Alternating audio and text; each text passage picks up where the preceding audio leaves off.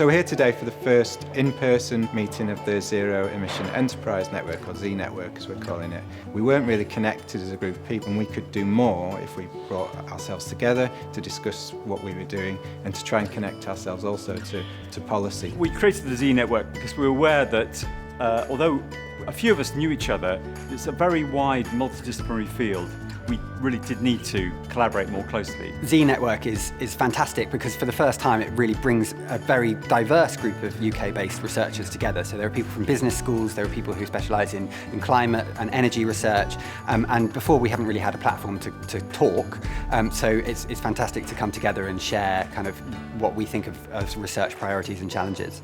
Today's a really good opportunity for me to meet other colleagues who I've spoken to before but only online. So it's really nice to actually meet in person and have kind of those informal discussions. I think it helps create those relationships to hopefully in the future build more collaborative projects or ideas or proposals and then hopefully achieve net zero for SMEs.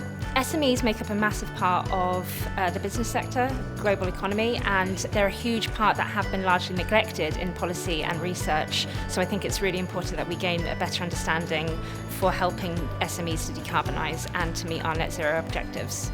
I feel that the challenge of net zero and achieving net zero by 2050 means that we've got to get on with some things urgently. There are nearly 6 million SMEs in the UK and they produce 50% of all carbon emissions that come from the business population. So they're a really important community when it comes to contributing to climate change and also being part of the solution. So it's absolutely essential that we do more research, we create more policy. From a research point of view, how do we help businesses who are perhaps just starting on the journey to net zero? We take action to reduce emissions now. The biggest challenges for decarbonising SMEs are twofold: engagement and the next steps beyond that. So building capacity within those SMEs.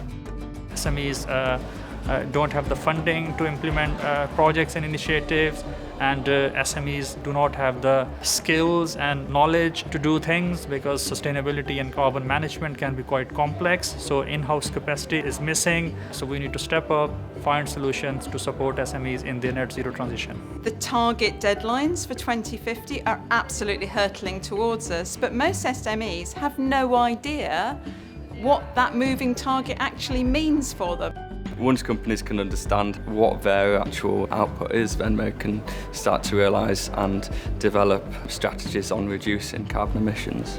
The main thing that business owners can gain from decarbonisation is actually creating long-term sustainability for their business.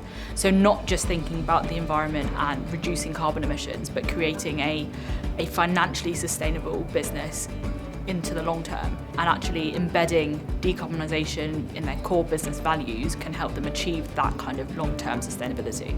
The opportunities to talk to researchers who are interested in SMEs but from very different perspectives, that opportunity doesn't come along very often, and it's great that the network is forming. There was such a wide variety of people involved, and it seems like there's so many topics that have come up from so many different areas that they'll be in a really good position to start, hopefully, answering them all.